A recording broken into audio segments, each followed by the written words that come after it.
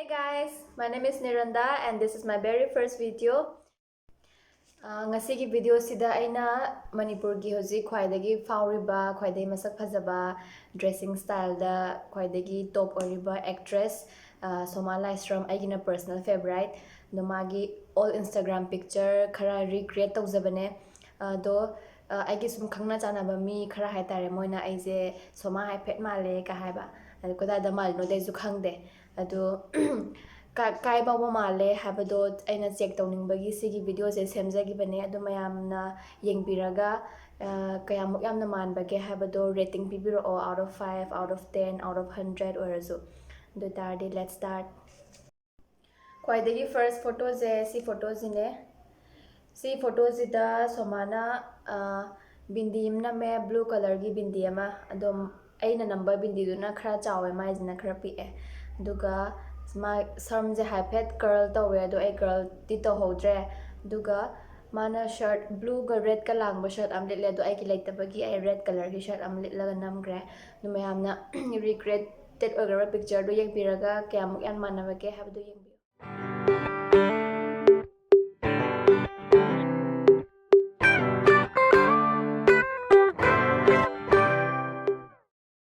second ki photos ina si photos Soma so cute sida mana hair band ama fari je si hair band je ai thi ba chatle market ta do chap mana badi phangdabagi ana haiphet mana ba malai e haiphet mana ba yang khai pi ado si je pharga aina litka namgre do magi white shirt se aigi ju white shirt lebagi white shirt lele do si background the blue color ori je mai je cupboard la wall la dikhang de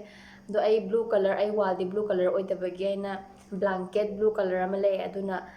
wall da haipet saina thammaga aduna background saraga namgibne ado mayamna recreated picture do yengbiyo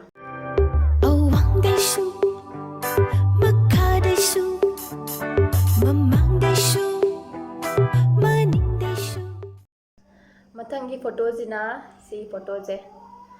photos jadi ma just spec upe duna si dikhra lai ado si photos e background da trees khra howe do ai background da trees hoba ai yum da di hod ai gi room mamang da di hod bagi ai do park ta chatlaga khra flower khra hoba jaga ama da namme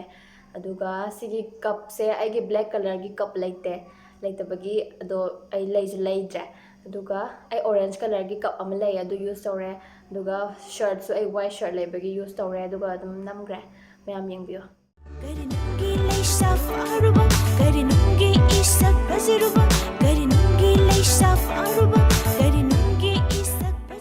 fourth photos ina sigi black dress set pa khwaidagi phajabaje ado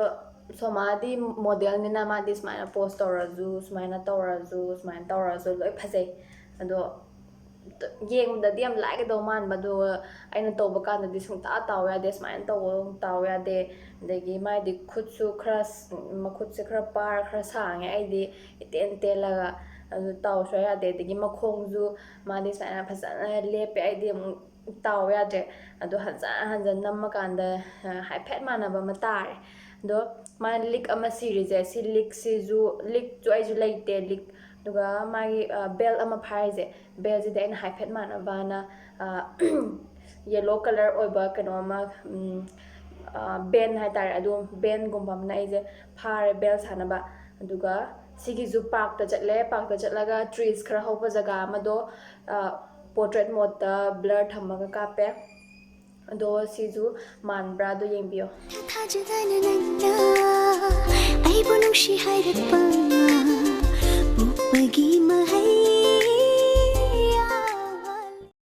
duga finally khwaidagi last photo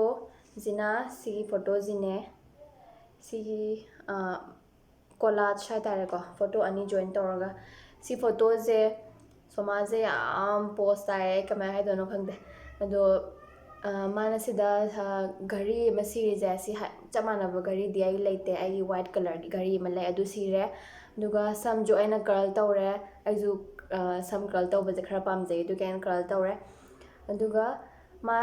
somana lepi ba khulle degi makhut thammi ba khutham so perfect ꯑꯗꯣ ꯑꯩ ꯍꯩꯇꯦ ꯌꯥꯝ ꯀꯟꯅ ꯇꯧꯕ ꯑꯗꯨꯒꯤ ꯑꯩꯅ ꯍꯥꯏꯐꯦꯠ ꯃꯥꯟꯅꯕꯅ ꯇꯧꯔꯒ ꯑꯩꯁꯨ ꯁꯤꯒꯤꯁꯨ ꯑꯩꯅ ꯄꯥꯔꯛꯇ ꯆꯠꯂꯦ ꯉꯁꯥꯏ ꯄꯥꯔꯛꯇ ꯆꯠꯄꯗꯣ ꯑꯗꯨꯗ ꯑꯗꯨꯝ ꯄꯨꯟꯅ ꯀꯥꯞꯍꯧꯔꯦ ꯑꯗꯨꯒ ꯃꯅꯤꯡꯒꯤ ꯕꯦꯛꯒ꯭ꯔꯥꯎꯟ ꯕ꯭ꯂꯔ ꯇꯧꯔꯒ ꯑꯗꯨꯃꯥꯏꯅ ꯀꯥꯞꯄꯒ ꯀꯣꯂꯥꯖ ꯁꯦꯝꯃꯒ ꯑꯗꯨꯃꯥꯏꯅ ꯇꯧꯔꯦ ꯑꯗꯨ ꯃꯌꯥꯝꯅ ꯀꯝꯄꯤꯌꯔ ꯇꯧꯕꯤꯔꯒ ꯃꯥꯟꯅꯕ꯭ꯔꯥ ꯍꯥꯏꯕꯗꯨ ꯌꯦꯡꯕꯤꯌꯨ ꯊꯥꯖꯗꯅ ꯅꯪꯅ ꯑꯩꯕꯨ ꯅꯨꯡꯁꯤ ꯍꯥꯏꯔꯛꯄ ꯄꯣꯛꯄꯒꯤ ꯃꯍꯩ So we are at the end of the video. mayamna sigi video je nungai biragadi aise haifet somaga haifet manai kana khanbiragadi please like tawbiyo comment tawbiyo aduga rating piba kaubigano rating do out of 5 out of 10 out of 100 orasu yada yai aduga thank you so much everyone for watching. Thank you.